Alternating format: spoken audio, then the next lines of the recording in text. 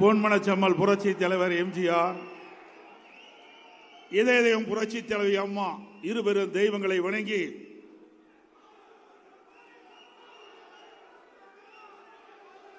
இந்த சிறப்பான எழுச்சியான செயற்குழு பொதுக்குழுக்கு தற்காலிக கழக அவைத் தலைவராக பொறுப்பேற்று இந்த பொதுக்குழு கூட்டத்தை நடத்தி கொண்டிருக்கின்ற கழகத்தினுடைய துணை பொதுச் செயலாளர், சட்டமன்ற உறுப்பினர், முன்னாள் அமைச்சர் மரியாதைக்கு அண்ணன் KP முனுசாமி அவர்களே, இந்த நிகழ்ச்சியிலே கலந்து கொண்டு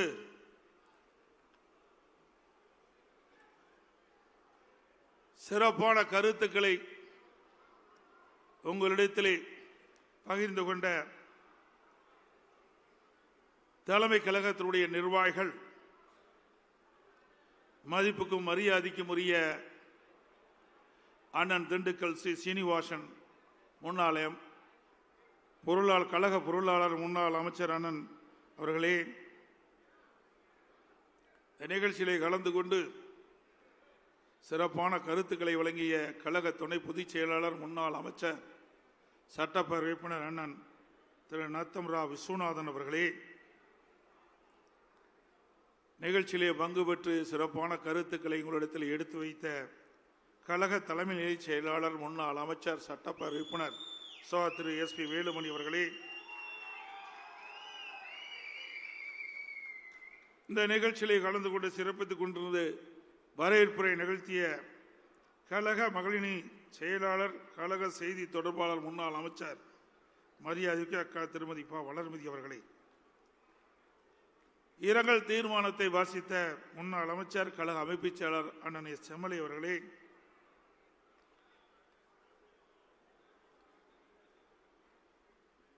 தீர்மானங்களை வாசித்த முன்னாள் அமைச்சர், கழக புரட்சி தலைவர் பேரவை செயலாளர், சட்டப்பேரவை உறுப்பினர் அருமைச்சோர் திரு RP உதயகுமார் அவர்களே, தீர்மானத்தை வாசித்து நிகழ்ச்சியை தொகுத்து வழங்கிய மதிப்புக்கும் மரியாதைக்கும் உரிய முன்னாள் அமைச்சர், கழக இலக்கிய அணி செயலாளர், சகோதரர் திரு முனைவர் SS வைகைச்செல்வன் அவர்களே, நிகழ்ச்சியிலே கலந்து கொண்டு சிறப்பான கருத்துக்களை வழங்கிய மரியாதைக்குரிய முன்னாள் அமைச்சர், கழக அமைப்பு செயலாளர் திரு D. ஜெயக்குமார் அவர்களே, இங்கே உணர்ச்சி பூர்வமான கருத்துக்களை வழங்கி அடுத்த ஆண்டு நடைபெறுகின்ற சட்டமன்ற தேர்தலிலே அனைத்து இந்திய அண்ணா திராவிட முன்னேற்ற கழகம் வென்று ஆட்சி அமைக்கும் என்று தெரிவித்த மாநிலவை உறுப்பினர், கழக அமைப்பு செயலாளர், முன்னாள் அமைச்சர் அருமைச்சர் திரு CV சண்முகம் அவர்களே, இந்த நிகழ்ச்சி சீரும் சிறப்போடும் இருப்பதற்கு அடித்தளமாக விளங்கி இந்த பகுதியினுடைய மாவட்ட கழக செயலாளர், முன்னாள் அமைச்சர், கழக அமைப்பு செயலாளர் அருமைச்சர் பெஞ்சமின் அவர்களே, மற்றும் இந்த நிகழ்ச்சியிலே கலந்து கொண்டு சிறப்பித்துக் கொண்டிருக்கின்ற மூத்த தலைமை கழகத்துடைய நிர்வாகிகள் அண்ணன் சி பொன்னையன் அவர்களே, அண்ணன் தம்பித்துறை அவர்களே, அண்ணன் செம்மலை அவர்களே, மற்றும் மூத்த தலைமை கழக நிர்வாகிகளே, பல்வேறு அணியினுடைய செயலாளர்களே, நிர்வாகிகளே, வருகின்ற சிறப்பித்துக் கொண்டிருக்கின்ற மாவட்ட செயலாளர்களே, நாடாளுமன்ற உறுப்பினர்களே, சட்டமன்ற உறுப்பினர்களே, முன்னாள் அமைச்சர் பெருமக்களே, முன்னாள் நாடாளுமன்ற சட்டமன்ற உறுப்பினர்களே, மாவட்ட கழகத்தினுடைய நிர்வாகிகளே, சார்பணி மாவட்ட செயலாளர்களே, நிகழ்ச்சியிலே பங்கு பெற்றுகின்ற நகர கழக செயலாளர்களே, ஒன்றிய கழக செயலாளர்களே, பேருகழக செயலாளர்களே, பகுதி கழக செயலாளர்களே, வருகின்ற சிறப்பு அழைப்பாளர்களே, மகளிரை சேர்ந்த சகோதரிகளே, பத்திரிகையாளர், ஊடக நண்பர்களே, அத்தனை பேருக்கும் என்னுடைய முதற்கண் நன்றி கலந்த வணக்கம்.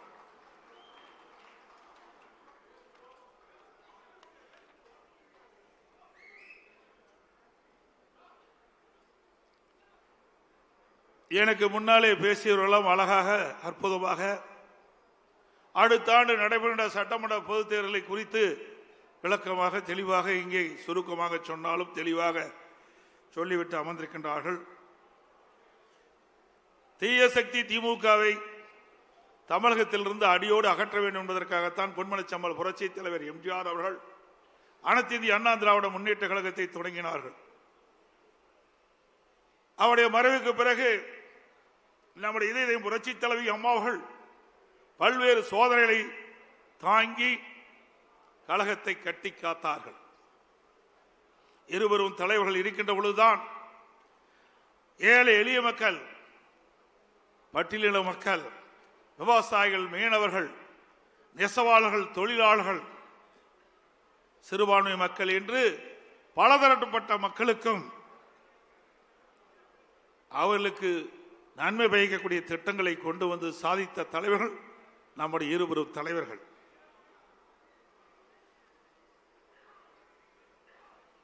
அவருடைய ஆட்சி காலத்தில் தான் மகளிர் மற்றும் இளைஞர்களுக்கு கல்வி, அறிவு, வேலை வாய்ப்பு, நல்வாழ்வு போன்ற அற்புதமான திட்டங்கள் கிடைக்கப்பட்டது. அமைதி, வளம், வளர்ச்சி என்ற அம்மாவின் கொள்கையே நமக்கு தாரக மந்திரமாக கொடுத்தவர் இதயம் புரட்சி தலைவி அம்மா அவர்கள்.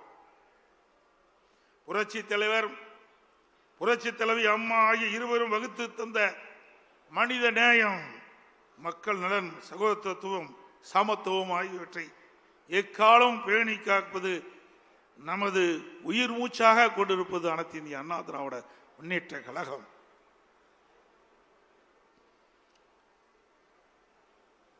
இன்றைக்கு ஆட்சியில் இருக்கின்ற பொழுதும் இந்த பத்திரிகையும் ஊடகம் நம்மளை விமர்சனம் செய்தார்கள்.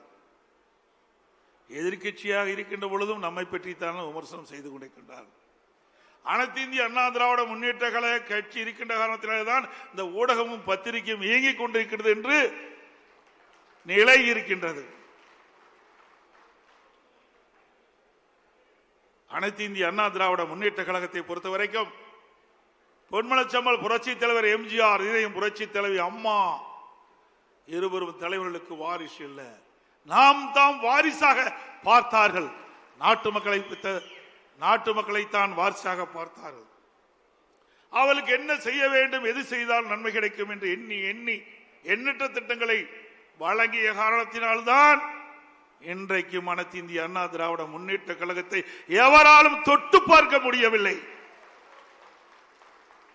எனக்கு முன்னாலே தலைமை கழக நிர்வாகிகள் பேசியது போல எவ்வளவு பிரச்சனை, சட்டமன்றத்திலே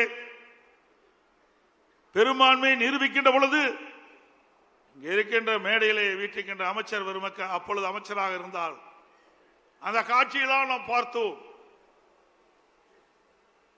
அந்த தீர்மானம் நிறைவேற்றக்கூடாது என்பதற்கு நம்மோடு இருந்தவர்களே சில பேர் எதிரியோடு சேர்ந்து கைகோர்த்து ஒரு சோதனையை உருவாக்கினார்கள். சட்டமன்ற மாமன்றத்திலே சட்டப்பேரவை தலைவருடைய உத்தரவின் பேரிலே பெரும்பான்மை நிரூபிக்கின்ற தீர்மானத்தை கொண்டு வருகின்ற பொழுது இப்ப முதலமைச்சர் அன்றைக்கு எதிர்க்கட்சி தலைவராக இருந்தார். அவரும் அவரோடு சேர்ந்த சட்டமன்ற உறுப்பினர்களும் எப்படி நடந்து கொண்டார் என்பது தொலைக்காட்சியின் வாயிலாக நாம் அத்தனை பேரும் பார்த்தீர்கள். உங்களுடைய ஆதரவால் சட்டமன்ற உறுப்பினருடைய ஆதரவால் நான் முதலமைச்சராக தேர்ந்தெடுக்கப்பட்டு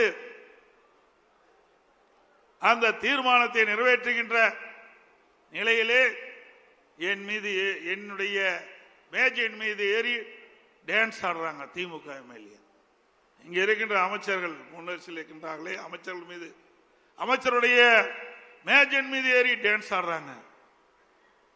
சட்டப்பேரவை தலைவர் அவரை கீழே இழுத்து தள்ளி அவருடைய இருக்கையிலே அமர்கிறார்கள். அவருடைய மைக் உடைக்கப்படுகிறது. அப்படிப்பட்ட கொடுமையான நிகழ்ச்சி ஏற்படுத்தியவர் இன்றைய முதலமைச்சர் திரு ஸ்டாலின் அவர்கள். எண்ணி பாருங்கள், அதையெல்லாம் நாம் கடந்தோம், வெற்றி பெற்றோம். அது பொறுத்து கொள்ள முடியாமல் சட்டையை கிழித்துக் கொண்டு வீதியிலே தெரிந்தவர் தான் இன்றைய முதலமைச்சர் ஸ்டாலின் அவர்கள். ஸ்டாலின் அவர்களே, அன்றைக்கு நீங்கள் சட்டையை கிழித்துக் கொண்டுதான் வெளியே சென்றீர்கள். ஆனால் அடுத்த ஆண்டு நடைபெறுகின்ற சட்டமன்ற பொதுத் தேர்தலில் அனைத்து இந்திய அண்ணா திராவிட முன்னேற்ற கழக தலைமையிலே அமைக்கப்படுகின்ற கூட்டணி பெரும்பான்மையான இடங்களிலே வெற்றி பெற்று அனைத்து இந்திய அண்ணா திராவிட முன்னேற்ற கழகம் தனி பெரும்பான்மையோடு ஆட்சி அமைக்கும். அப்பொழுது எந்த நிலையில் இருப்பீர்கள் என்று தெரியவில்லை.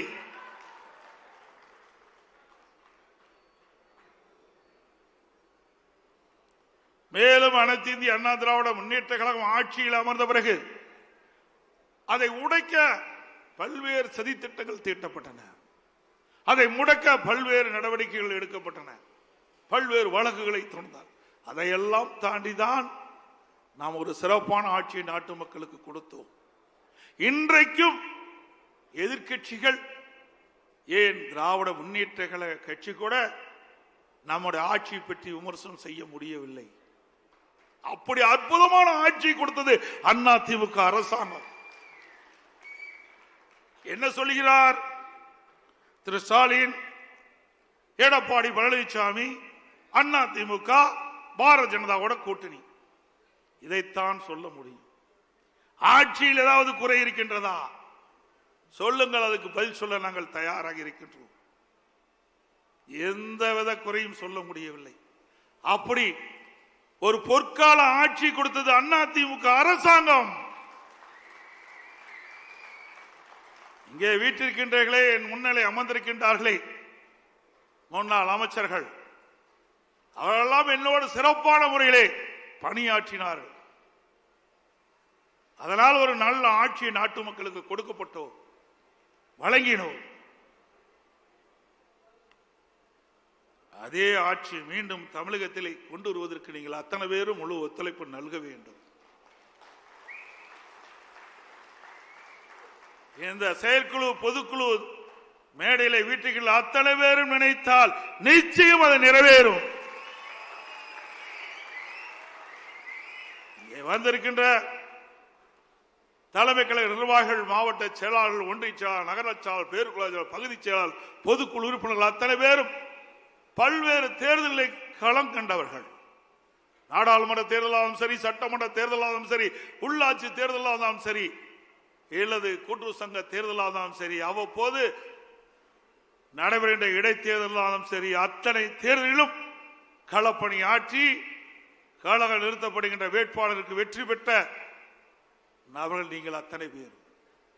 அனுபவம் வாய்ந்தவர்கள், திறமையானவர்கள், எப்படி வாக்கு சேகரிக்க வேண்டும் என்று அரசியல் பாடம் கற்றவர்கள்.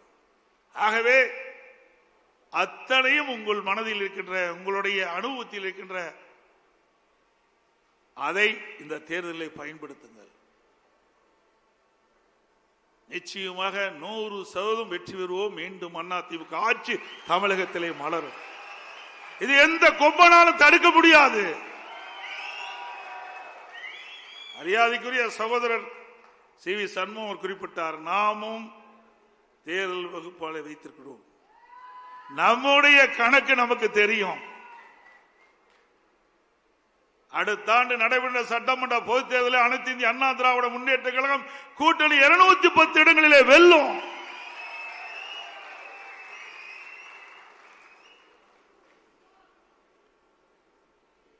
நம்முடைய கழக நிர்வாகிகளுக்கே சில நேரத்தில் சந்தேகம் ஏற்பட்டது. அதையெல்லாம் போக்குவது எங்களுடைய கடமை என்ற அடிப்படையிலே சில விளக்கங்களை தர விரும்புகின்றேன். எனக்கு முன்னாலே தலைமை கழக நிர்வாகிகள் குறிப்பிட்டதை போல வேறு 2 லட்சம் வாக்குகளிலே 43 சட்டமன்ற உறுப்பினர்களை இழந்தோம். அதனால ஆட்சி இழந்து இன்னைக்கு எதிர்கட்சி வரிசையிலே அமர்ந்திருக்கின்றோம். அதுவும் யார் சூழ்ச்சியால் அந்த வாக்குகள் இழக்கப்பட்ட என்ற விவரத்தையும் அவர்கள் சொன்னார்கள். 2011 2020 வரைக்கும் ஒரு பொற்கால ஆட்சி கொடுத்தது அனைத்து இந்திய அண்ணா திராவிட முன்னேற்ற கழகம். அந்த காலகட்டத்திலே நாம் தேர்தலிலும் சந்தித்தோம். இன்றைக்கு 1991 திமுக 2 இடம் தான் வெற்றி பெற்றது. திமுக 2 இடத்துல தான் ஜெயிச்சாங்க. நம்முடைய அம்மாவுடைய தலைமையிலே அமைக்கப்பட்ட கூட்டணி பெரும்பாலான இடங்களில் அனைத்தும் வெற்றி பெற்றது.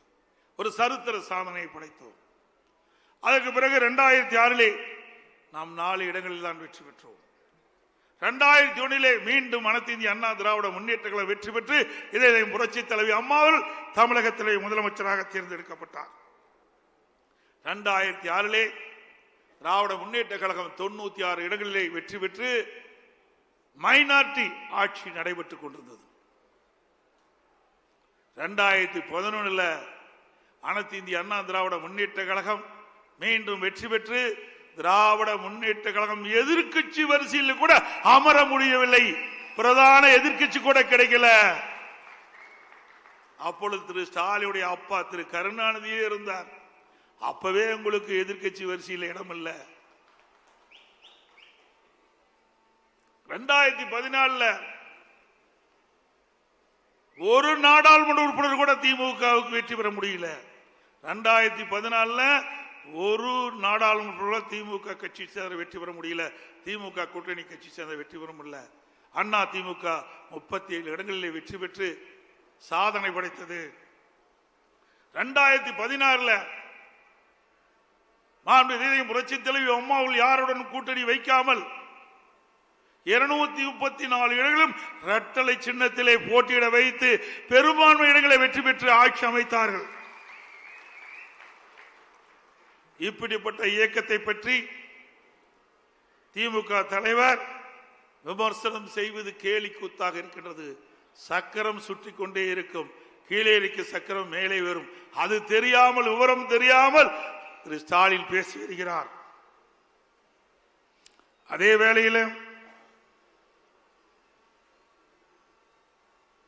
நாம் சிந்தித்து பார்க்க வேண்டும். நாடாளுமன்ற தேர்தலிலே மக்கள் ஒரு மாதிரி வாக்களிப்பாங்க, சட்டமன்ற தேர்தலில் வேறு மாதிரி வாக்களிப்பார்கள். அதுதான் தமிழ்நாட்டுடைய நிலைமை. 2019 நாடாளுமன்ற தேர்தல் நடைபெற்றது. அப்பொழுது 39 நாடாளுமன்றத்தில் 234 சட்டமன்ற தொகுதி இருந்தது. அதில் 2 தொகுதியில் தான் நாம் வெற்றி பெற்றோம். அப்பொழுது இடைத்தேர்தல் நடந்தது. 22 சட்டமன்ற தேர்தலில் 9 தேர்தல் நாம் வெற்றி பெற்றோம்.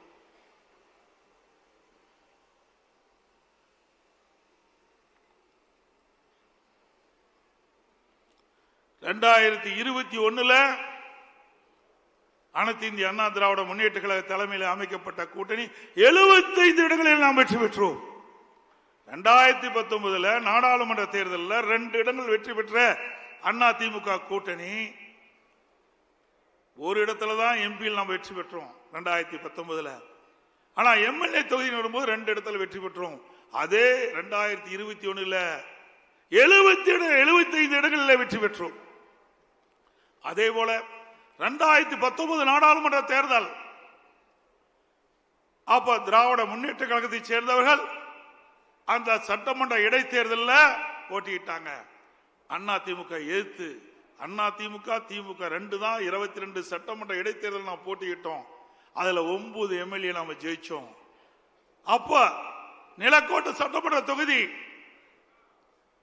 நாடாளுமன்றத்தில் திமுக சுமார் 39,000 வாக்குகளை வெற்றி பெறாங்க. அதே நிலக்கோட்டை சட்டமன்ற தொகுதியில் அண்ணா திமுக 25,000 வாக்குகளை வெற்றி பெற்றோம். ஒரே நேரத்தில் தேர்தல் நடைபெறுகிறது.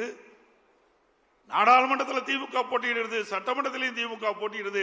ஆனால் நாடாளுமன்றத்தில் அதிக வாக்கு வாங்குறாங்க, சட்டமன்றத்தில் அண்ணா திமுக அதிகமா வாக்குது. இப்படி 9 சட்டமன்ற இடைத்தேர்தலிலும் அண்ணா திமுக வீழ்த்தியது. அந்த 9 சட்டமன்ற தொகுதியிலும் நாடாளுமன்ற தொகுதியை பொறுத்த வரைக்கும் அவர்கள் அதிகமாக வாங்கினாங்க. இதுதான் நிலைமை. அது மட்டுமல்ல, 2024 சட்டமன்ற நாடாளுமன்ற தேர்தல் நடைபெற்றது. அதுல 39 தொகுதி திமுக தான் வெற்றி பெற்றாங்க. அந்த 234 சட்டமன்ற தொகுதியில அண்ணா திமுக கூட்டணி அந்த எம்எல்ஏ தொகுதி 234 சட்டமன்ற தொகுதி 39 நாடாளுமன்றத்தில் வருது. 10 இடங்கள் நாம் வெற்றி பெற்றோம். இன்றைக்கு பாரதிய ஜனதா அண்ணா திமுக கூட்டணி அமைச்சிருக்குது. 2024 நாடாளுமன்ற தேர்தலில் அண்ணா திமுக கூட்டணி வாங்கின வாக்கு திமுக பாரதிய ஜனதா கூட்டணி வாங்கின வாக்கு ரெண்டையும் சேர்த்துனா 41.33%. அதிமுக வாங்கின வாக்கு நாடாளுமன்றத்தில் 23.5%. பாரதிய ஜனதா நாடாளுமன்றத்திலே வாங்கின வாக்கு இரண்டையும் சேர்த்தா 41.33%. அப்போ இந்த 234 சட்டமன்ற தொகுதி 39 நாடாளுமன்றத்தில் இருக்குது. இதுல அந்த 41.33% வாக்குல பார்த்தா 84 சட்டமன்ற தொகுதி வெற்றி பெறுகிற வாய்ப்பு இருக்குது. அதிகமா வாங்கியிருக்கிறோம். 84 சட்டமன்ற தொகுதியில அதிகமான வாக்குகளை பெற்றுக்கிறோம். 15 சட்டமன்ற தொகுதியில 1% வாக்கு தான் குறைவு. 18 சட்டமன்ற தொகுதியில 1-2% வாக்கு தான் குறைவுபட்டிருக்குது.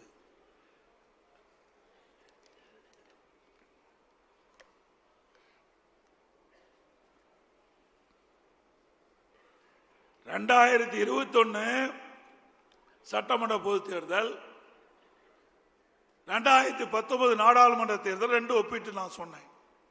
2019 நாடாளுமன்ற தேர்தலில் அந்த நாடாளுமன்ற தேர்தல் 2 இடங்கள் தான் எம்எல்ஏ தொகுதியில் வெற்றி பெற்றோம். 21 75 தொகுதி வெற்றி பெற்றோம்.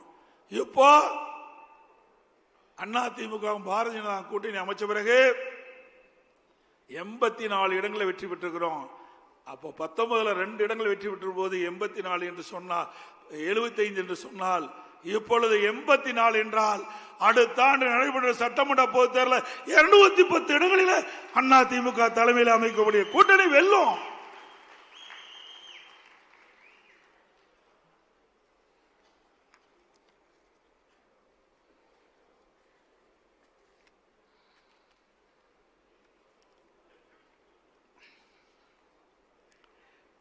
இந்த நம்முடைய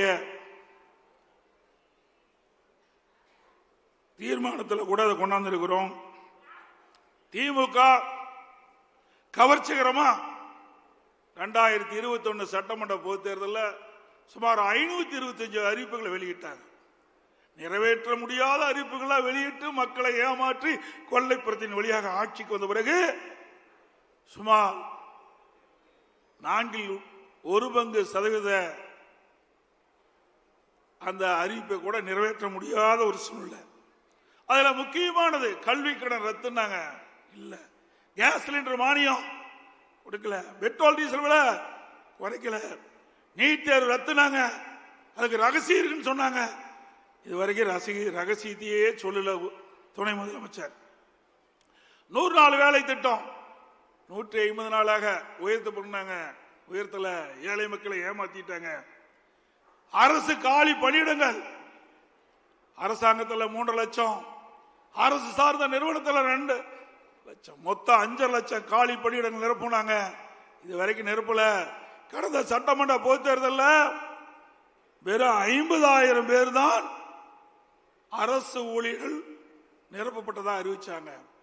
இந்த 4.5 ஆண்டுகள அரசு பணியாளர்கள் சுமார் 75,000 பேர் பணி ஓய்வு பெற்றுக்கிறாங்க. அதோட அதிமுக ஆட்சியில கொண்டு வரப்பட்ட திட்டம் தாலிக்கு தங்க திட்டம் நிறுத்திட்டாங்க. அம்மா மினிக்கலை கைவிட்டுட்டாங்க. அம்மா இருசக்கர வாகனம் அதையும் கைவிட்டுட்டாங்க. இப்படி மக்களுக்கு நன்மை பயக்கக்கூடிய அதிமுக ஆட்சியில போடப்பட்ட திட்டங்களை எல்லாம் நிறுத்திய அதுதான் திமுக ஆட்சியுடைய சாதனை. அடிக்கடி ஸ்டாலின் சொல்லுவதெல்லாம் நாங்க குடும்ப தலைவிக்கு 1000 ரூபாய் கொடுத்துட்டோம். எப்ப கொடுத்தீங்க? அதிமுக தொடர்ந்து சட்டமன்றத்தில் அழுத்தம் கொடுத்தோம். தேர்தல் நேரத்தில் குடும்ப தலைவிக்கு 1000 ரூபாய் கொடுப்பதாக தேர்தலில் அறிவிப்பை கொடுத்துவிட்டு அவருடைய வாக்குகளை பெற்று ஆட்சிக்கு வந்த பிறகு கொடுக்கப்பட்ட வாக்குறுதியை நிறைவேற்றவில்லை. அதனால கொடுக்கப்பட்ட வாக்குறுதியை நிறைவேற்றுகின்ற விதமாக மாதந்தோறும் குடும்ப தலைக்கு 1000 ரூபாய் கொடுக்க வேண்டும் என்று பிரதான எதிர்க்கட்சி என்ற முறையில் நம்ம தொடர்ந்து சட்டமன்றத்தில் அழுத்தம் கொடுத்தோம். தொலைக்காட்சியின் வாயிலா தெரிவிச்சோம், ஊடகத்தின் வாயிலா தெரிவிச்சோம். நம்முடைய சட்டமன்ற உறுப்பினர்கள் தொடர்ந்து சட்டமன்றத்தில் அழுத்தம் கொடுத்தாங்க. அதிமுக பொதுக்கூட்டத்திலே தொடர்ந்து விமர்சனம் பண்ணோம். வேறு வழி இல்லாம 28 மாதம் கழிச்சு அதிமுக கொடுக்கப்பட்ட அழுத்தத்தின் காரணமாக தான் மாதந்தோறும் குடும்ப தலைவிக்கு 1000 ரூபாய் கிடைச்சிருக்குது. இப்ப ஸ்டாலின் நேற்றைய தினம் கூட குறிப்பிடுறார், மேலும் 30 லட்சம் பேர்களுக்கு விதியை தளர்த்தி குடும்ப தலைவிக்கு 1000 ரூபாய் மாதந்தோறும் கொடுப்பதா சொல்றாங்க. அப்படின்னா இன்னும் 4 மாசம் தான் கொடுக்க முடியும். 56 மாதம் கொடுக்கல. குடும்ப தலைவருடைய கஷ்டத்தை பார்த்து கொடுக்கல. அடுத்த ஆண்டு நடைபெறுகின்ற பொது தேர்தலை மனதிலே வைத்துக் கொண்டு திரு ஸ்டாலினுடைய அரசாங்கம் விதியை தளர்த்தி 30 லட்சம் பேர்களுக்கு மேலும் மாதந்தோறும் 1000 ரூபாய் குடும்ப தொகை தருவதாக சொல்லியிருக்கிறாங்க. ஆக தேர்தலுக்காகத்தான் கொடுக்கிறாங்க ஒழிய இந்த குடும்ப தலைவி படுகின்ற கஷ்டத்துக்காக கொடுக்கல. நீங்கள் எவ்வளவு பணம் கொடுத்தாலும் மக்கள் வாங்கிக் கொள்வார்கள். ஆனால் ஓட்டு மட்டும் அதிமுக கூட்டணிக்கு தான் போடுவாங்க. அதோட இன்றைக்கு மக்கள் செல்வாக்கு இழந்துட்டார் ஸ்டாலின் அவர்கள். இளைஞருடைய செல்வாக்கையும் இழந்து விட்டார். அதனால இப்பொழுது அறிவிப்பு கொடுத்திருக்கிறார். கல்லூரியிலே படிக்கின்ற மாணவர்கள், அரசு கல்லூரியிலே படிக்கின்ற மாணவர்களுக்கு லேப்டாப் கொடுப்பதா சொல்லியிருக்கிறாங்க. தொடர்ந்து 4 ஆண்டு காலம் சட்டமன்றத்தில் அழுத்தம் கொடுத்தோம். அனைத்து இந்திய அண்ணா திராவிட முன்னேற்ற கழக அரசு இருக்கின்ற பொழுது, புரட்சி தலைவி அம்மா இருக்கின்ற பொழுது அரசு பள்ளி படிக்கின்ற மாணவர்களுக்கு ஒரு விஞ்ஞான கல்வி கொடுக்க வேண்டும், அறிவுபூர்வமான கல்வி கிடைக்க வேண்டும். அதற்காக மடிக்கணினி திட்டத்தை கொண்டு வந்தார்கள். சுமார் 52 லட்சம் மடிக்கணினி கொடுத்தோம். அதை வலியுறுத்தி சட்டமன்றத்திலே நாங்கள் தொடர்ந்து பேசினோம். எங்களுடைய சட்டமன்ற உறுப்பினர்களும் பேசினார்கள். தொடர்ந்து பத்திரிகையின் வாயிலாக, ஊடகங்களின் வாயிலாக நம்முடைய கருத்தை தெரிவித்தோம். அப்பொழுதெல்லாம் ஸ்டாலின் இந்த திட்டத்தை கொண்டு வருவதற்கு உடன்படல. இன்றைக்கு மக்கள் செல்வாக்கு இழந்த காரணத்தினாலே, இளைஞருடைய செல்வாக்கு இழந்த காரணத்தினாலே அடுத்த ஆண்டு சட்டமன்ற தேர்தல் நடைபெறுகிறதை முன்னிட்டு 10 லட்சம் மாணவர்களுக்கு, அரசு கல்லூரியிலே படிக்கின்ற மாணவர்களுக்கு லேப்டாப் கொடுப்பதாக அறிவிச்சிருக்கிறார். மாணவர்களுடைய நலன் கருதி கொடுக்கல. அடுத்த ஆண்டு நடைபெறுகின்ற சட்டமன்ற பொது தேர்தலில் அந்த இளைஞர்களுடைய வாக்கு கிடைக்க என்பதற்காக இந்த 10 லட்சம் லேப்டாப் கொடுக்குறீங்க. சரி, இப்ப கொடுப்பத இந்த கல்லூரி திறப்பதற்கு முன்பே கொடுத்திருந்தா அவளுக்கு பயனுள்ளதா இருந்திருக்கும். ஆனா கல்லூரி திறந்து 5 மாதம் கழித்து இப்ப கொடுக்கிறீங்க. அந்த கல்லூரியில் மாணவர் சேர்ந்த உடனே அவருடைய சொந்த பணத்தில் லேப்டாப் வாங்கி இன்றைக்கு அதன் மூலமாக அறிவுத்திறனை வளர்த்துக்கிட்டு இருக்கிறாங்க. இந்த லேப்டாப் கொடுப்பதனால என்ன பயன்? எந்தி பாருங்க. இதை கொடுப்பதை மட்டும் வேண்டாம் என்று சொல்லவில்லை. கொடுப்பதை உரிய நேரத்தில் கொடுத்தீங்களா? இல்ல. அவருடைய வாக்கு தேவை. அடுத்த ஆண்டு நடைபெறுகின்ற தேர்தல் திமுகவுக்கு பயம் வந்து விட்டது, தோல்வி அடைந்து விடுவோம் என்று பயம் வந்து விட்டது. அதனால அவசரமாக இன்றைக்கு அரசு கல்வியிலே படிக்கின்ற மாணவர்களுக்கு லேப்டாப் கொடுப்பதாக அறிவிச்சிருக்கிறாங்க.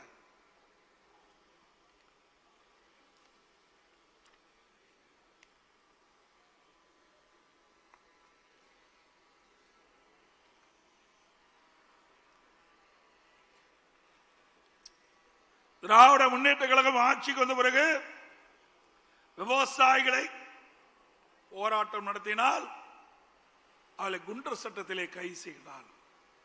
விவசாயிகளுக்கு அநீதி இழைக்கப்படுகின்ற அரசு மக்கள் விரோத திமுக அரசாங்கம். அது மட்டும் இல்லாம டெல்டா மாவட்டம் குறுவை சாகுபடி அந்த சாகுபடி செய்த விவசாயிகள் அந்த விளைந்த நெல்லை அறுவடை செய்து மூட்டை பிடித்து கொள்முதல் நிலையத்துக்கு கொண்டு சென்றால் அந்த கொள்முதல் நிலையத்திலே விவசாயியுடைய நெல்லை கொள்முதல் செய்யாத காரணத்தினாலே தொடர் மழையின் காரணமாக 15 நாட்கள் நெல் கொள்முதல் நிலையத்தை மூடிய காரணத்தினால் விவசாயிகள் கொண்டு வந்த நெல் சாலை ஓரத்தில் குவியலாக குவித்து வைத்திருந்தார்கள். கொள்முதல் நிலையத்திற்கு முன்பாக நெல் மணிகளை குவித்து வைத்திருந்தார்கள். தொடர் மழையின் காரணமாக நெல்மணி எல்லாம் முளைத்து விவசாயிகள் பாதிக்கப்பட்டாங்க. நம்முடைய டெல்டா மாவட்டத்தில் இருக்கின்ற நம்முடைய கழக மாவட்ட செயலாளர்கள், தலைமை கழக நிர்வாகிகள், முன்னாள் அமைச்சர் வேண்டுகோளை ஏற்று நான் ஓடோடி சென்று டெல்டா மாவட்ட விவசாயிகளை சந்தித்து நேரடி கொள்முதல் நிலையத்துக்கு சென்று அவர்களுக்கு ஆறுதல் கூறி என்ன வரும் என்று கேட்டேன். அப்பொழுது குறிப்பிட்டார்கள், 15 நாட்களாக இந்த நெல்லை நாங்கள் காவல் காத்துக் கொண்டிருக்கின்றோம். இந்த அரசாங்கம் கொள்முதல் நிலையிலே கொள்முதல் செய்யவில்லை. கொள்முதல் செய்யப்பட்ட நெல்லையும் அந்த குடோனில் அடுக்கி வைத்திருக்கிறார்கள். அது வெளியிலே சென்றால்தான் நெல் கொள்முதல் செய்ய முடியும். இப்படிப்பட்ட அவல நிலை எங்களிடத்தில் இருக்கின்றது. கடுமையாக பாதிக்கப்பட்டு விட்டோம் என்று சொன்னார்கள். அதை பார்க்க யாருமே செல்ல, இந்த விவசாயிகளுக்கு ஆறுதல் சொல்ல திமுகவிலிருந்து யாரும் செல்லல. திரு உதயநிதி டெல்டா மாவட்டத்துக்கு போன அறிவிச்சாங்க, பத்திரிகையில பார்த்தேன். பரவாயில்ல, விவசாயிகளுக்கு ஆறுதல் சொல்ல போகிறார் என்று நினைத்தேன். ஆனா அங்க போகல, நேர ரயில்வே ஸ்டேஷனுக்கு போய் சரக்கு ரயிலுக்கு கொடி காட்டிட்டு வந்துட்டார். ஏற்கனவே அந்த கொள்முதல் செய்யப்பட்ட அந்த நெல் மூட்டைகள் எல்லாம் அதுக்கு முன்பு 20 நாட்கள் ட்ரெயின்ல போயிட்டு இருக்குது, சரக்கு ரயில்ல போயிட்டு இருக்குது. ஏன்னா விவசாயிகளை பார்ப்பதற்கு அச்சம். அங்கே போனா கேரோ பண்ணிட்டு என்ன பண்றது அப்படின்ற பயத்துல அப்படியே திரும்பி போயிட்டாரு துணை முதலமைச்சர் ஸ்டாலின் அவர்கள், துணை முதலமைச்சர் திரு உதயநிதி அவர்கள். விவசாயிகளை இன்றைக்கு நஷ்டத்திலே தள்ளிய அரசாங்கம் திராவிட முன்னேற்ற கழக அரசாங்கம்.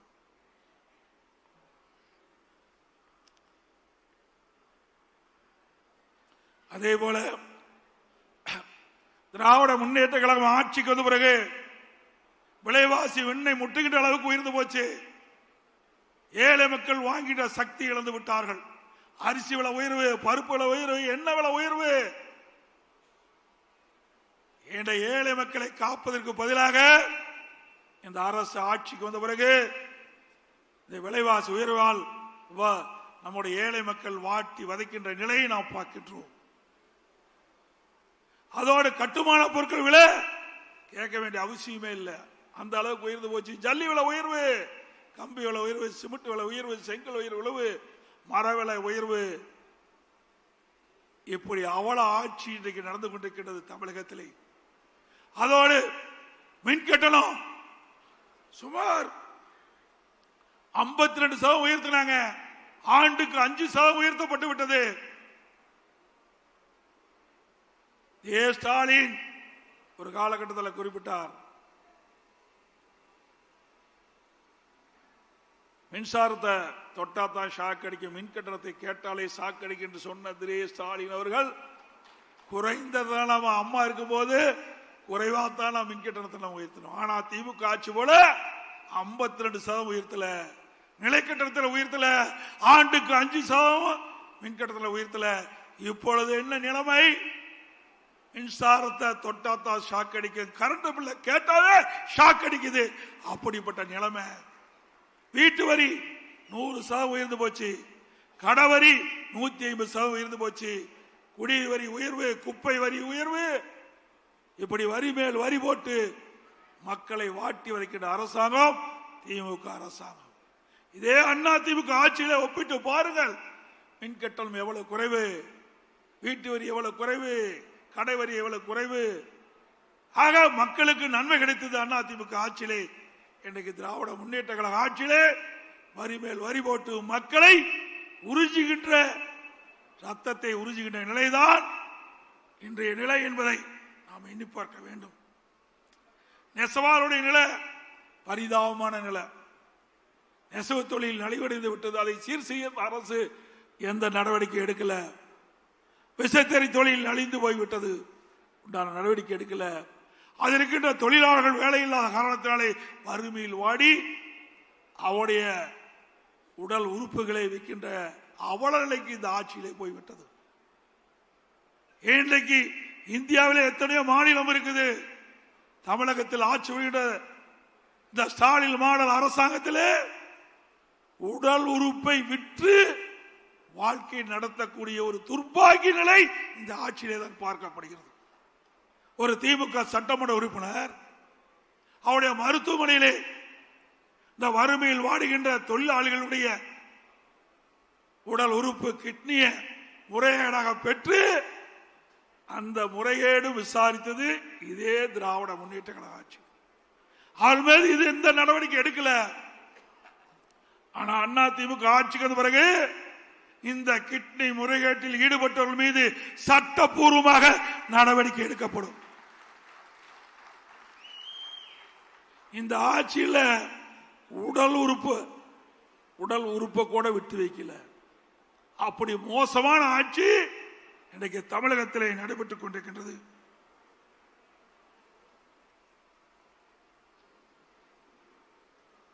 போக்குவரத்து துறையிலே போக்குவரத்து முன்னாள் ஊழியர்கள் தங்களுக்கு கிடைக்க வேண்டிய பணம் கிடைக்கவில்லை என்று போராட்டத்தில் இறங்கி போராடி பணம் பெறுகின்ற சூழ்நிலை. எப்பொழுது பார்த்தாலும் ஸ்டாலின் சொல்லுகின்றார், இன்றைக்கு மகளிருக்கு கட்டணமில்லா பேருந்து விட்டுருக்கோம் என்று சொல்லி அந்த பேருந்தில் ஏறி இறங்கினாதான் உயிர் நிச்சயம். அப்படிப்பட்ட பேருந்து ஓட்டுசல் பேருந்து தான் இன்றைக்கு தமிழகத்தில் இயங்கிக் கொண்டிருக்கிறது. தொழில்துறை இதெல்லாம் எதற்காக சொல்லினேன் என்று சொன்னால், வருகின்ற சட்டமன்ற தேர்தலில் நாட்டு மக்களுக்கு நீங்கள் தெரிவிக்க வேண்டும் என்ற அடிப்படையில் இதை நான் தெரிவித்துக் கொண்டிருக்கின்றேன். அண்ணா திமுக ஆட்சிக்கும் திமுக ஆட்சிக்கும் என்ன வேறுபாடு என்பதையும் நாட்டு மக்களுக்கு நீங்கள் தெளிவுபடுத்த வேண்டும் என்பதற்காக இந்த விவரங்களை நான் குறிப்பிடுகிறேன். தொழில்துறை அண்ணா திமுக ஆட்சியிலே மிக சிறப்பா இருந்தது. 2015 மாண்புமிகு அம்மா அவர்கள் முதல் தொழில் முதலீட்டாளர் மாநாட்டை சென்னையில் நடத்தினாங்க. 2,42,000 கோடி தொழில் முதலீட்டு ஈர்க்கப்பட்டது. 98 புரிந்துணர்வு ஒப்பந்தம் போடப்பட்டாங்க. அந்த பணியெல்லாம் துவங்கி நிறைவேற்றப்பட்டு பல்லாயிரக்கணக்கான பேருக்கு வேலை கிடைச்சிருக்குது. 2019 அம்மாவுடைய அரசு தொழில் முதலீட்டு மாநாட்டை நடத்தணும். சென்னையில் சுமார் 3,05,000 கோடி தொழில் முதலில் ஈர்க்கப்பட்டது. சுமார் 304 புரிந்துணர்வு ஒப்பந்தங்கள் போடப்பட்டு நடைமுறைக்கு கொண்டாந்தோம். அந்த நிறுவனங்கள் எல்லாம் இன்றைக்கு உற்பத்தியை தொடங்கிவிட்டது. அதனால பல்லாயிரக்கணக்கான இளைஞர்களுக்கு வேலை வாய்ப்பை பெற்று தந்தோம். திமுக அரசாங்கம் வந்தது. திமுக அரசாங்கம் வந்த பிறகு அவர்கள் தொழில் முதலீட்டு மாநாட்டை நடத்தினார்கள். திரு ஸ்டாலின் அவர்கள் அண்மையிலே ஜெர்மன் நாட்டுக்கு போகும்போது விமான நிலையத்திலே பத்திரிகையாளர்களை சந்தித்து பேட்டி கொடுத்தார். அப்பொழுது இந்த பேட்டியிலே குறிப்பிடுகிறார், திமுக ஆட்சியிலே 922 புரிந்துணர்வு ஒப்பந்தங்கள் போடப்பட்டதாக, 10,62,000 கோடி தொழில் முதலீட்டு ஈர்க்கப்பட்டதாக, அந்த நிறுவனங்கள் எல்லாம் உற்பத்தியை தொடங்கின்ற பொழுது சுமார் 32,81,000 பேருக்கு வேலை கிடைக்கும் என்று அறிவித்தது மட்டுமல்ல, 77% புரிந்துணர்வு ஒப்பந்தங்கள் நிறைவேற்றப்பட்டதாக ஒரு பச்சை பொய்ய சொன்னார். 77 புரிந்துணர்வு ஒப்பந்தங்கள் நிறைவேற்றப்பட்டது என்று சொன்னா 25 லட்சம் பேருக்கு வேலை கிடைச்சிருக்கும். எப்படி நாட்டு மக்களை ஏமாற்ற என்பதை நாம் எண்ணி பார்க்க வேண்டும். இந்த விவரத்தை வெள்ளை அறிக்கை வெளியிட வேண்டும் என்று தொழில்துறை மந்திரிகிட்ட நாங்கள் வேண்டுகோளா வச்சோம்.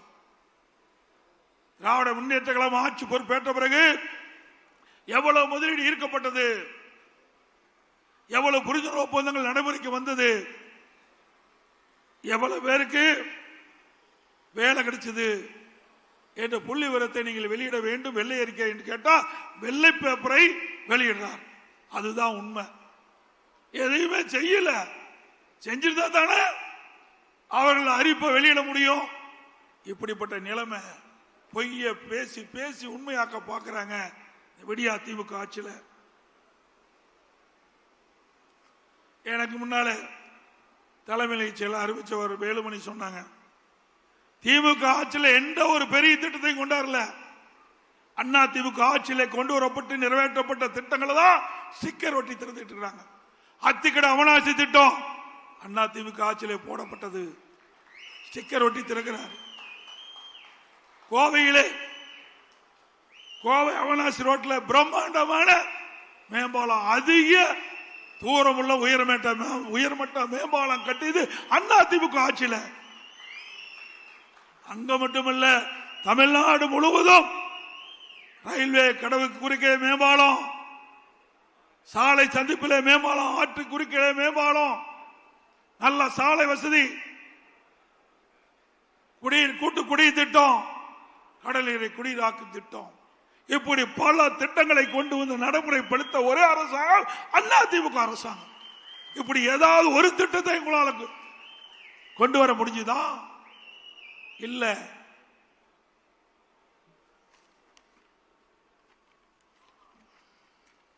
அதோட கடலை பத்தி சொன்னாங்க. அண்ணா திமுக ஆட்சி இருக்கின்ற பொழுது சுமார் 73 ஆண்டு காலம் தமிழகத்திலே பல்வேறு கட்சிகள் ஆட்சி புரிந்தன. அந்த 73 ஆண்டுகளில் 2021 வரை 73 ஆண்டு காலம் பல்வேறு கட்சிகள், காங்கிரஸ் ஆட்சி, திமுக ஆட்சி, அண்ணா திமுக ஆட்சி என்று பல்வேறு கட்சிகள் தமிழகத்தில் ஆட்சி புரிந்தது. 2021 5,18,000 கோடி தான் கடை. கொரோனா காலம் 19-20 அப்பா நமக்கு வருமானம் இல்ல, ஜிஎஸ்டி இல்ல, பெட்ரோல் டீசல் வருமானம் இல்ல, பத்திரப்பதிவு இல்ல, ரோட் டாக்ஸ் இல்ல, கலால் வரி கிடையாது, வரியே இல்லாம ஓராண்டு ஆட்சி புரிந்த ஒரே அரசாங்கம் அண்ணா திமுக அரசாங்கம். அந்த காலகட்டத்தில் கூட ஏழை மக்கள் பாதிக்க கூடாது என்பதற்காக ரேஷன் கடையில் 11 மாதம் விலையில்லா உணவுப் பொருளை கொடுத்த அரசாங்கம் அண்ணா திமுக அரசாங்கம். அந்த கொரோனா தொற்று, அந்த நோய் எப்படி ஒருவருக்கு வரும், அதை எப்படி அந்த நோயை குணப்படுத்துவது என்று எதுவுமே தெரியாத சூழலில் கூட தமிழகத்தில் இருக்கின்ற விலை மதிக்க முடியாத உயிர்களை காப்பாற்றிய ஒரே அரசாங்கம் அண்ணா திமுக அரசாங்கம். இன்றைக்கு வல்லரசுல கூட இப்படிப்பட்ட சிகிச்சை கொரோனாவால் பாதிக்கப்பட்ட மக்களுக்கு கொடுக்கல. பாரத பிரதமர் அனைத்து முதலமைச்சருடைய கருத்துக்களை காணொலி காட்சி மூலம் கேட்கின்ற பொழுது அவர் குறிப்பிட்டார், தமிழகத்திலே கொரோனா வைரஸ் பரவலை தடுப்பதில் முதல் மாநிலம் நீங்க தமிழ்நாட்டில் மாதிரி நீங்க கடைபிடிங்க, கொரோனா வைரஸை தடுக்க முடியும் என்று. அப்படி ஒரு சிறப்பான ஆட்சி கொடுத்த அரசாங்கம், மக்களை காத்த அரசாங்கம் என்பதை நேரத்தில் எண்ணி பார்க்க வேண்டும்.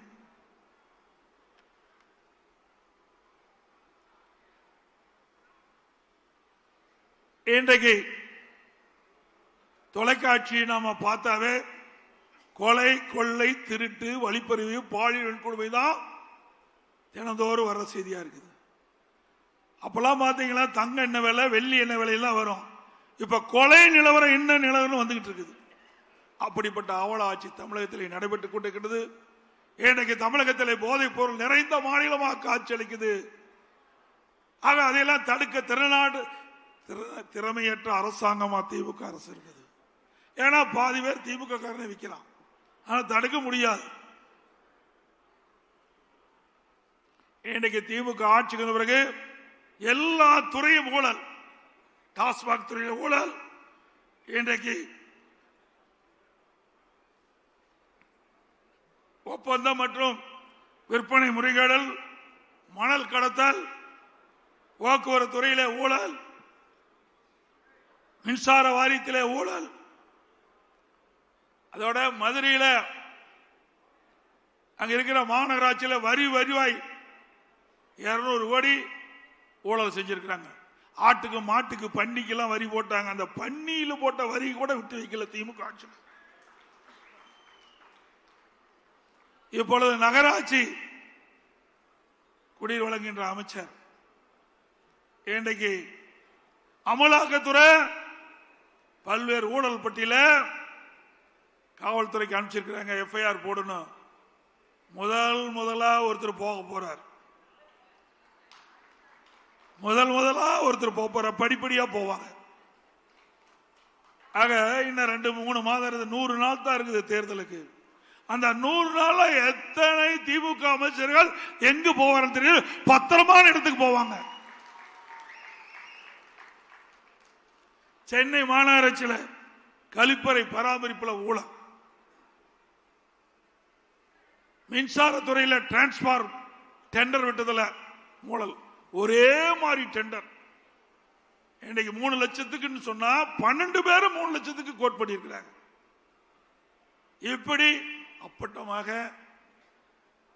ஊழல் செய்கிற ஒரே அரசாங்கம் திமுக அரசாங்கம். பத்திரப்பதிவு உங்களுக்கு எல்லாத்துக்கும் தெரியும்.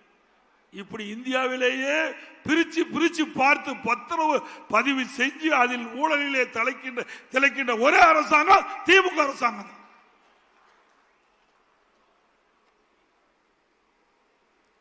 விலையிலா வேட்டி சேலை அந்த ஏழைகளுக்கு கொடுப்பதில் கூட விட்டு வைக்கல, முறையா கொடுக்கல.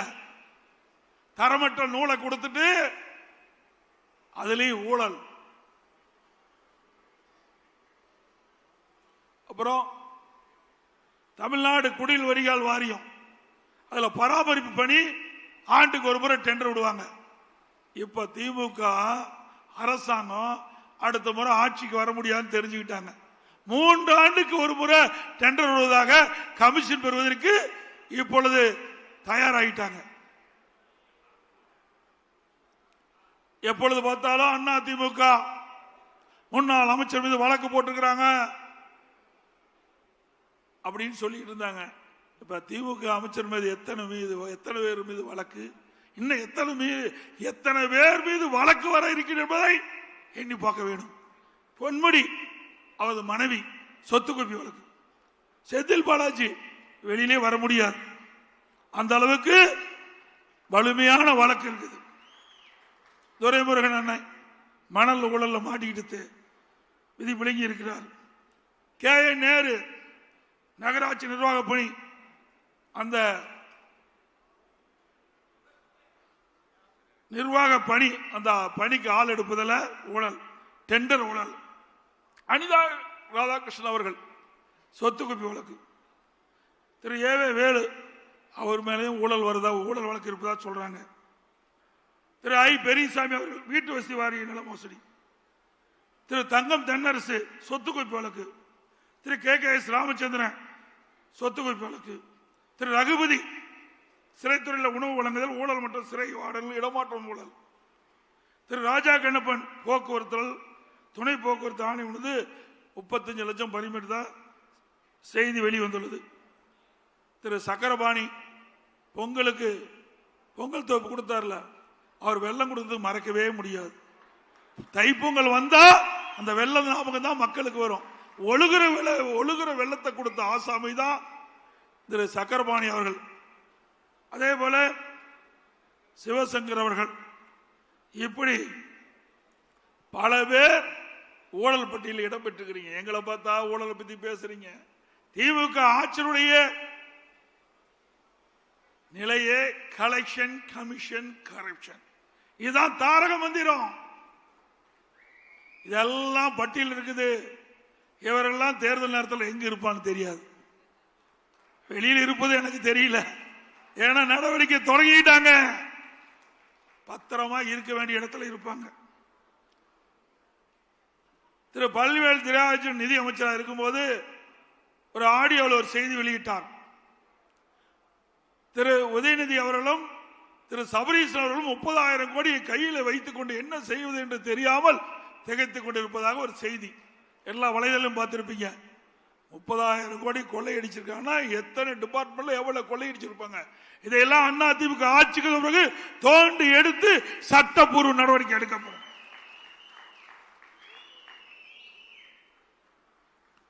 திமுக பொறுத்த வரைக்கும் அந்த காலத்திலிருந்து இந்த காலம் வரை திமுக ஊழல், ஊழல்னா திமுக, அதுதான் நில. எப்பொழுது திமுக வந்தாலும் ஊழல் தொடர்ந்து வரும். இதுதான் தமிழ்நாட்டுடைய நிலைப்பாடு.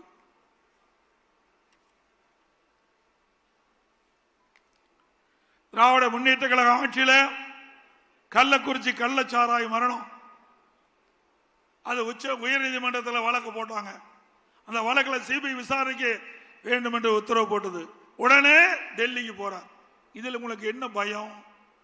ஆக திராவிட முன்னேற்ற கழகத்தை கட்சி சேர்ந்தவரை காப்பாற்ற வேண்டும் என்பதற்காக இன்றைக்கு டெல்லியில போய் மேல்முறையீடு செய்கிறீங்க. பிறகு அண்ணா நகர் சிறுமி உயர் நீதிமன்றத்தில் அவளுக்கு நியாயம் கிடைக்க வேண்டும். அது மாநில அரசுக்கு காவல்துறை விசாரித்தால் நியாயம் கிடைக்காது. அதன் அடிப்படையில் உயர் நீதிமன்றத்தில் வழக்கு. அதனால அந்த சிறுமி அந்த வழக்கை சிபிஐ விசாரிக்க உத்தரவு போடுறாங்க உயர் நீதிமன்றம். அதை எதிர்த்து உச்ச நீதிமன்றம் போறாங்க. அதோட ஆம்ஸ்ட்ராங் கொலை வழக்கு, அவருடைய உறவினர்கள் வழக்கு போடுறாங்க. அதை மாநில அரசு விசாரிக்க கூடாது, சிபிஐ விசாரிக்க வேண்டும். இன்னைக்கு சென்னை உயர் நீதிமன்றம் அதை சிபிஐ விசாரிக்க வேண்டும் என்று உத்தரவு போட்டது. அதை எதிர்த்து டெல்லிக்கு போறாங்க. எவ்வளவு வெட்கக்கேடானது! ஆக யாரையோ காப்பாற்றுவதற்காக இந்த அரசு துடித்துக் கொண்டிருக்கிறது. இதெல்லாம் அனைத்து இந்திய அண்ணா திராவிட முன்னேற்ற கழக ஆட்சி அமைந்தவுடன் இதையெல்லாம் விசாரித்து உண்மை குற்றவாளிகளை இந்த நாட்டுக்கு அடையாளம் காட்டப்படும்.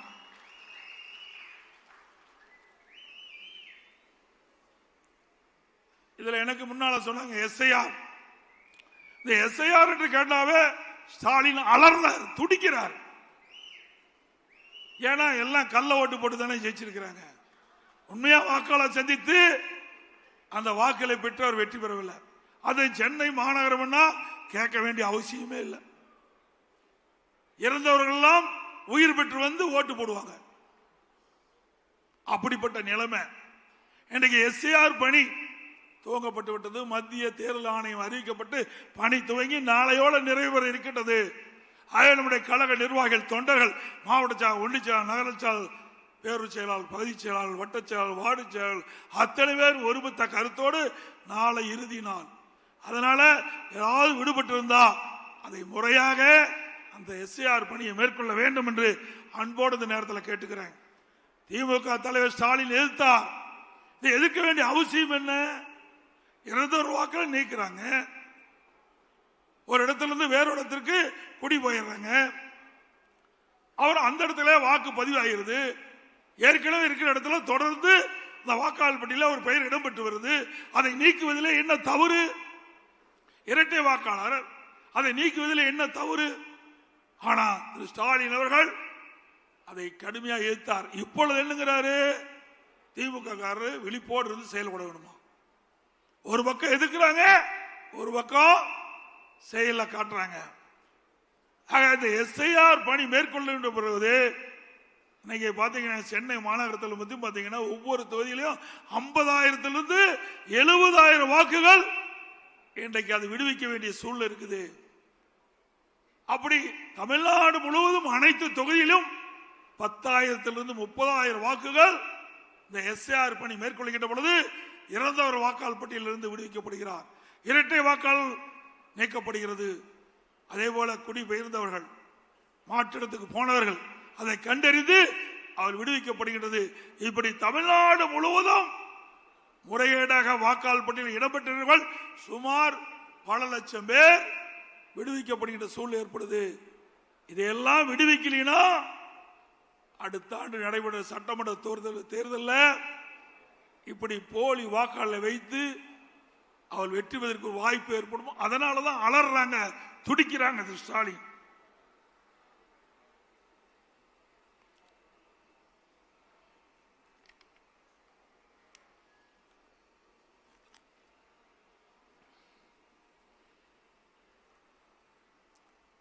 எப்பொழுது பார்த்தாலும் ஸ்டாலின் சொல்லிக்கொண்டே இருப்பது அண்ணா திமுக பாரதிய ஜனதாவுடைய அடிமை. அண்ணா திமுக எப்பொழுதும் யாருக்கும் அடிமை இல்லை என்பதை பல முறை சுட்டிக்காட்டிவிட்டோம்.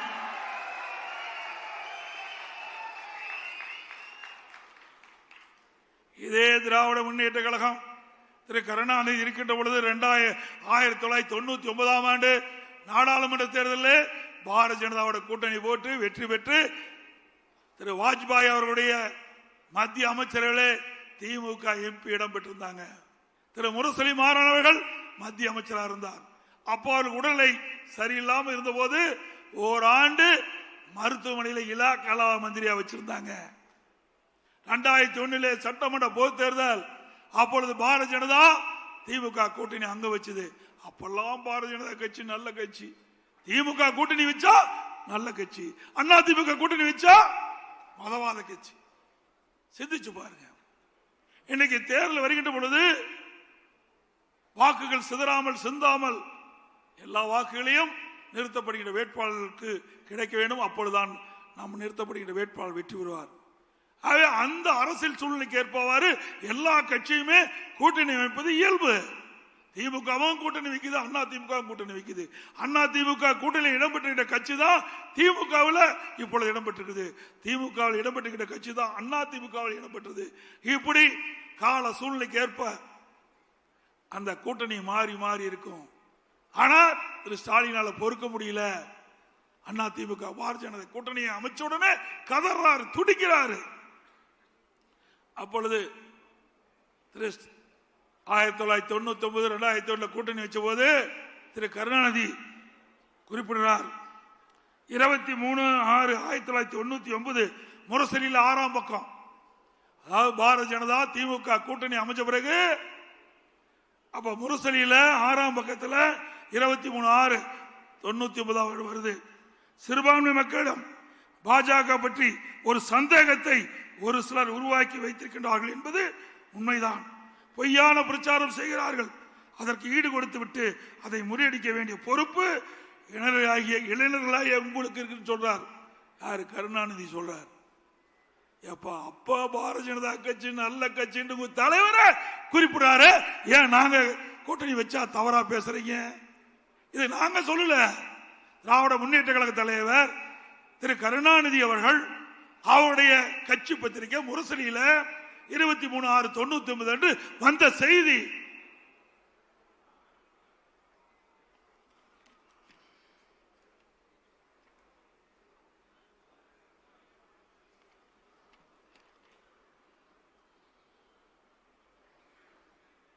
அதே போல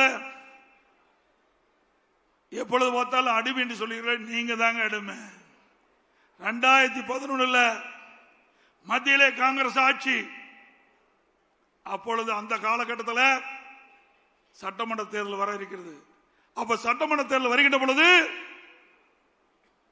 அண்ணா அறிவாலயத்தில் முதல் மாடியில் கலைஞர் தொலைக்காட்சியில் முறைகேடு தான் சிபிஐ ரெய்டு நடந்தது. கீழ்த்தளத்தில் கூட்டணி பேச்சுவார்த்தை, மேல்தளத்தில் காங்கிரஸ் ஆட்சி மத்தியில் நடக்குது. அங்க சிபிஐ ரெய்டு, கீழ்த்தளத்தில் கூட்டணி பேச்சுவார்த்தை. இப்படி மிரட்டி பணிய வைத்து அடிமையாக இருந்தது திமுக. அண்ணா திமுக அப்படி அல்ல.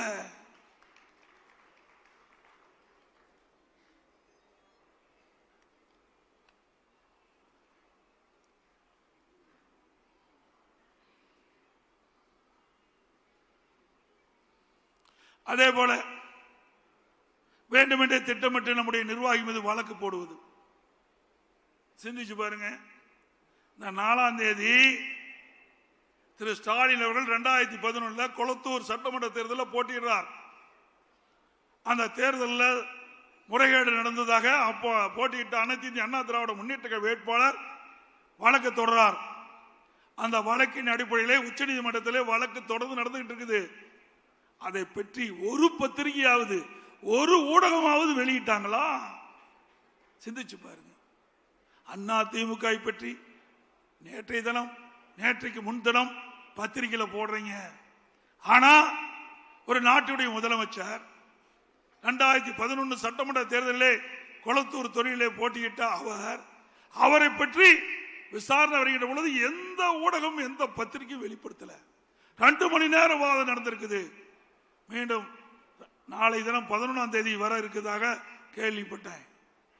ஆக ஊடகங்களும் பத்திரிகைகளும் தர்மத்தை நீங்கள் நாட வேண்டும். பத்திரிகை என்பது ஒரு நடுநிலையா இருக்க வேண்டும் என்று திட்டமிட்டு அதிமுகவை அவதூறு செய்தியை வெளியிடுவதை நிறுத்தி விடுங்கள்.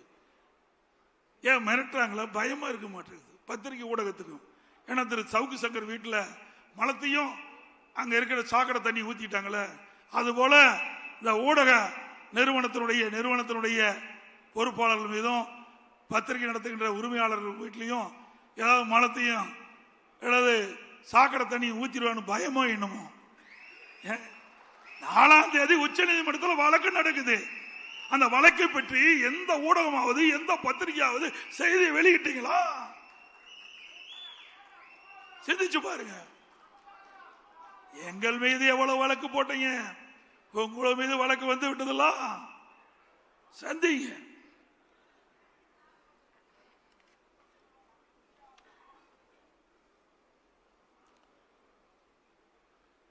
திராவிட முன்னேற்ற கழகத்தை உருவாக்கிய பேர் அண்ணா அவர்கள் களம் ஒரு குடும்பம். நாங்க இன்றைக்கு திமுக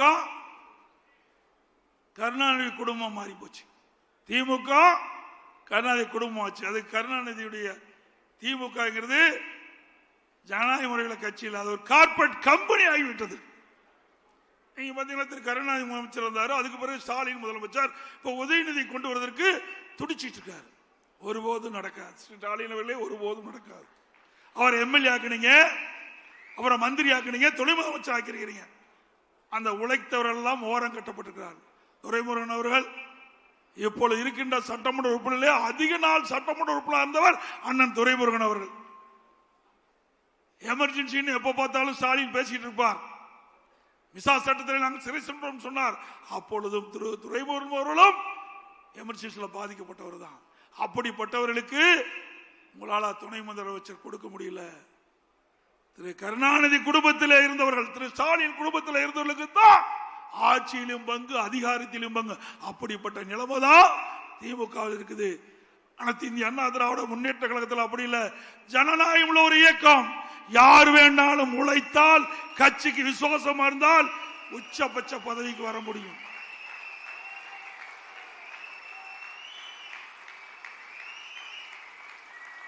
திமுக வர முடியுமா? வர முடியுங்களா?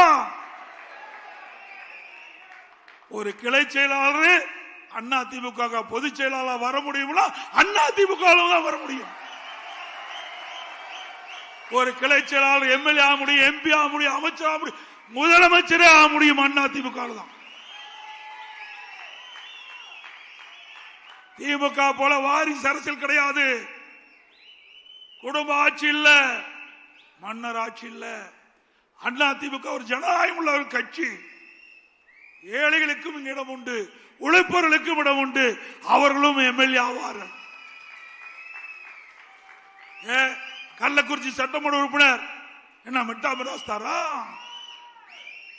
பவானி சாகர் சட்டமன்ற உறுப்பினர் மிட்டா மிராஸ் தாரா? சாதாரண குடும்பத்தை சேர்ந்தவர், ஏழை குடும்பத்தை சேர்ந்தவர்.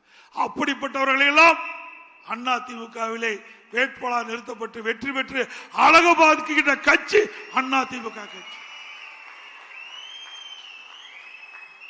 அதே போல அடுத்த ஆண்டு நடைபெற்ற சட்டமன்ற பொதுத் தேர்தலிலே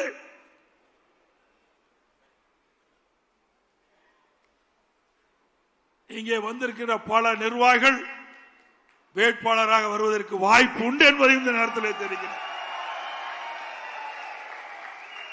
இயக்கத்துக்கு விசுவாசமாக உழைக்கின்றவர்கள் நிச்சயமாக கிடைக்கும். எனக்கு பின்னாலும் இன்னும் எத்தனை நூற்றாண்டுகள் வந்தாலும் அனைத்து இந்திய அண்ணா திராவிட முன்னேற்ற கழகம் மக்களுக்காக இயங்கும் அப்படின்னு இதே புரட்சி தலைவி அம்மா அவர்கள் சட்டமன்றத்திலே சூளுரைத்தார்கள். அதை நனவாக்கின்ற விதமாக ஒவ்வொருவரும் தேனீக்களை போல, எறும்பை போல சுறுசுறுப்பாக பணியாற்றி நமக்கு விழக்கூடிய வாக்குகள் சிந்தாமல் சிதறாமல் தேர்தல் நேரத்திலே அவளை அழைத்து வந்து பதிய வைத்து தலைமை கழகம் அறிவிக்கப்படுகின்ற வேட்பாளர்களின் கூட்டணி கட்சியைச் சேர்ந்த வேட்பாளர் வெற்றி பெற செய்ய வேண்டும் என்று இருக்கிற குப்பிக்குள்ளே வேண்டி கேட்டுக்கொள்கிறேன்.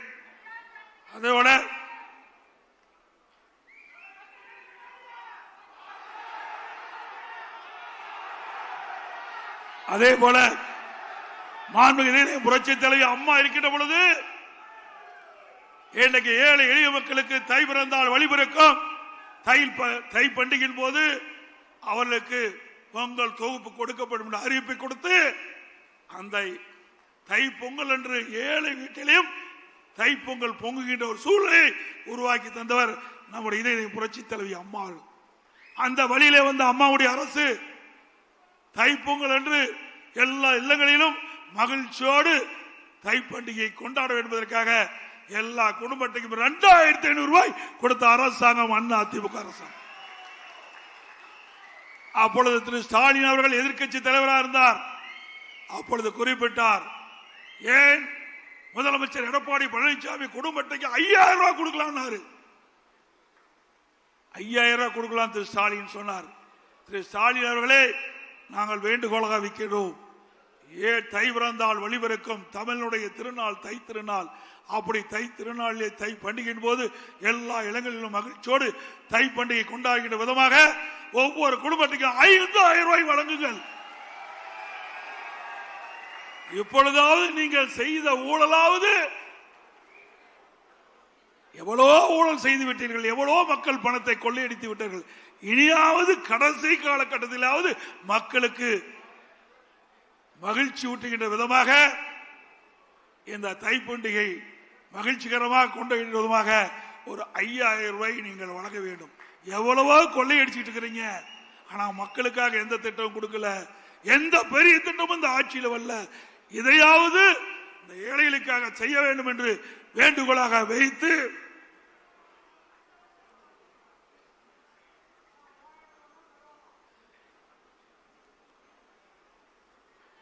அது மட்டுமல்ல,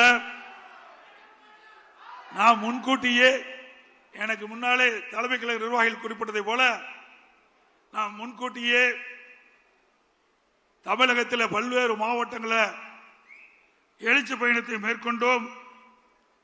அந்த எழுச்சி பயணத்தின் போது நம்முடைய மாவட்ட செயலாளர் தலைமை கழக நிர்வாகிகள் வருகை வந்திருக்கின்ற ஒன்றிய செயலாளர், நகர செயலாளர், பேருக்கழக செயலாளர், பகுதி செயலாளர் அத்தனை பேர் ஒருமித்த கருத்தோடு மிக சிறப்பாக எழுச்சியாக அந்த எழுச்சி பயண கூட்டத்தை நடத்தினீர்கள்.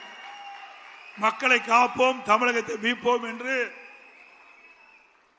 நாம் குரல் கொடுத்து கிட்டத்தட்ட 175 சட்டமன்ற தொகுதியிலும் அண்ணா திமுக அந்த பிரச்சாரத்தை தொடங்கினோம். இனி எந்த கட்சியும் இனிமேல் எவ்வளவு சட்டமன்ற தொகுதியில் போய் பிரச்சாரம் செய்ய முடியாது. அப்படி அருமையான எழுச்சி பயணம் மேற்கொண்டது. அதுக்கு அத்தனை மாவட்ட கலைச்சால் தலைமை கழக நிர்வாகிகள் வருகின்ற ஒன்றிய நகர பேரூராட்சி பகுதிகள் அத்தனை பேரும் சிறப்பான முறையில் ஏற்பாடு செய்தார்கள். அதுக்கு நன்றியை நேரத்தில் தெரிவித்துக் கொள்கின்றேன்.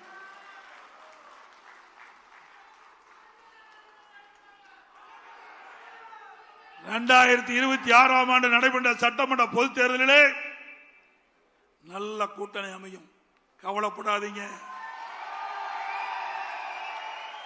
இன்னொன்றையும் சொல்லுகிறேன், அண்ணா திமுக பொறுத்த வரைக்கும் சொந்த பலம் உள்ள கட்சி, சொந்த பலம் வாய்ந்த கட்சி. திமுகவை பொறுத்த வரைக்கும் மக்கள் பலம் இழந்த கட்சி. அதனால்தான் எப்பொழுது பார்த்தாலும் ஸ்டாலின் பேசுறார், எங்கள் கூட்டணி வலிமையான கூட்டணி, எங்கள் கூட்டணி வலிமையான கூட்டணி. இவர் கட்சியை பத்தி நம்பி நிக்கல, இவர் கட்சி நம்பி நிக்கல, கூட்டணி நம்பித்தான் நிற்கிறார். ஆனா நம்ம கூட்டணியில் அங்க வைக்கிற கட்சிகள் எல்லாம் சுதந்திரமாக செயல்படுகின்ற கட்சிகள். தேர்தல் நேரத்தில் நம்ம கூட்டணி வைப்போம். எப்பொழுதும் 2019 சரி, 2021 சரி, 2024 2019 நாடாளுமன்ற தேர்தல், 2021 சட்டமன்ற தேர்தல், 2024 நாடாளுமன்ற தேர்தல், எல்லா தேர்தலிலுமே தேர்தல் அறிவிப்புக்கு முன்பு ஒரு மாதத்துக்கு முன்புதான் கூட்டணி பேச்சுவார்த்தை நடத்தி நாம் கூட்டணி அமைச்சோம். அதே போல் இப்பொழுதும் தேர்தலுக்கு முன்பு அற்புதமான கூட்டணி அமைக்கப்படும். நம்முடைய கூட்டணி பெரும்பான்மையான இடங்களிலே வெற்றி பெறும். சந்தேகமே வேண்டாம். ஏன்னா உங்களுக்கு எல்லாம் சந்தேகத்தை போக்கின்ற அளவுக்கு நான் விளக்கம் கொடுத்திருக்கின்றேன். அதோட அடுத்த ஆண்டு 2026ஆம் ஆண்டு நடைபெற்ற சட்டமன்ற பொதுத் தேர்தலில் அதிமுக தலைமை தான் நம்முடைய கூட்டணிக்கு தலைமை தாங்கும். அதிமுக தான் ஆட்சி அமைக்கும். அதிமுக தான் தனி பெரும்பான்மையோடு ஆட்சி அமைக்கும்.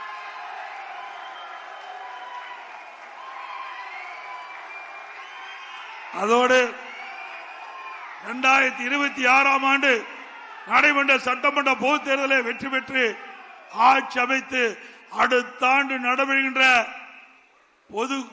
செயற்குழு பொதுக்குழு கூட்டத்தில் அதிமுக ஆட்சி நடக்கும். அது எந்த கொம்பனாலும் தடுத்து நிறுத்த முடியாது. எனக்கு மக்கள் விடியா திமுக ஆட்சியை வீட்டுக்கு அனுப்ப முற்பட்டு விட்டார்கள். மக்கள் ஒரு ஆட்சி அகற்றப்பட வேண்டும் என்று மக்கள் கொதித்து எழுப்பிவிட்டார்கள். எப்பொழுது தேர்தல் வரும் என்று காத்துக் கொண்டிருக்கின்றார்கள். தேர்தல் வந்தால் திராவிட முன்னேற்ற கழகம் கூட்டணி தோல்வி பெறும். அதிமுக தலைமையில் அமைக்கிற கூட்டணி வெற்றி பெறும். அதிமுக ஆட்சி அமைக்கும் என்று சொல்லி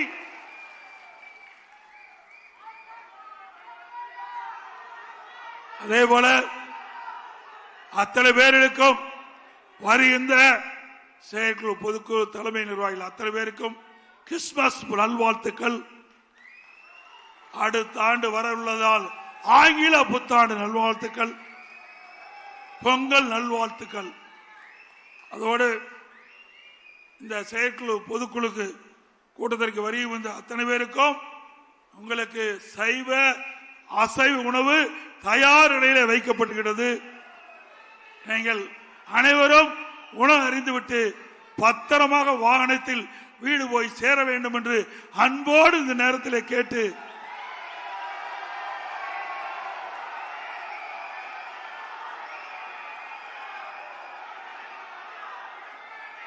அதே போல முன்னாள் அமைச்சர் மாவட்ட கழக பெஞ்சமின் அவர்கள் இந்த பொதுக்குழுவுக்கு நடைபெறுவதற்கு சிறப்பான ஏற்பாடு செய்வதற்கு அவரும் இந்த நிகழ்ச்சி சீரோடும் சிறப்போடும் நடைபெறுவதற்கு உறுதுணையாக விளங்கிய அறிவிச்சார் பெஞ்சமின் அவர்களுக்கும் அதே போல இந்த பொதுக்குழு கூட்டம் சிறப்பாக நடைபெறுவதற்காக இன்றைக்கு அந்த பொதுக்குழு எப்படியெல்லாம் நடைபெற வேண்டும், எப்படியெல்லாம் அரேஞ்ச்மெண்ட் பண்ண வேண்டும் என்ற அந்த நிகழ்ச்சியை பார்வையிற்கு வந்த நம்முடைய துணை பொதுச்செயலாளர் அண்ணன் KPM அவர்களுக்கும் தலைமை அறிவிச்சாளர் வேலுமணி அவர்களுக்கும் அமைச்சர் அறிவிச்சாளர் தங்கமணி அவர்களுக்கும் அவரோடு இணைந்து பணியாற்றிய இந்த பகுதியைச் சேர்ந்த கழக நிர்வாகிகள் அத்தனை பேருக்கும் நேரத்தில் நன்றி தெரிவித்து அடுத்த ஆண்டு நாம் ஆளுங்கட்சியாக இருப்போம், அந்த பொதுக்குழுவிலே சந்திப்போம் என்பதை நேரத்தில் தெரிவித்து இன்றைக்கு காலையிலே வந்துட்டீங்க, பசியோடு இருக்கிறீங்க, இன்னும் நிறைய பேச வேண்டி இருந்தது. இருந்தாலும் அதையெல்லாம் சுருக்கமாக பேசி உங்களுடைய பசியோடு இருப்பவர்களுக்கு மேலும் காலதாமம் செய்யக்கூடாது என்ற அடிப்படையிலே இப்பொழுது என்னுடைய உரையை நிறைவு செய்கின்றேன். அத்தனை பேரும் உழைக்க வேண்டும். இந்த உழைப்பு தான் வெற்றிக்கை. இன்றைக்கு யானைக்கு தும்பிக்கை, நமக்கு நம்பிக்கை. அந்த நம்பிக்கை ஒவ்வொருவருக்கும் ஏற்பட வேண்டும். நம்முடைய செயல்பாடு சிறப்பாக இருக்க வேண்டும். அதுதான் முக்கியம் என்பதை இந்த நேரத்தில் தெரிவித்து எனது உரையை நிறைவு செய்கின்றேன். நன்றி, வணக்கம்.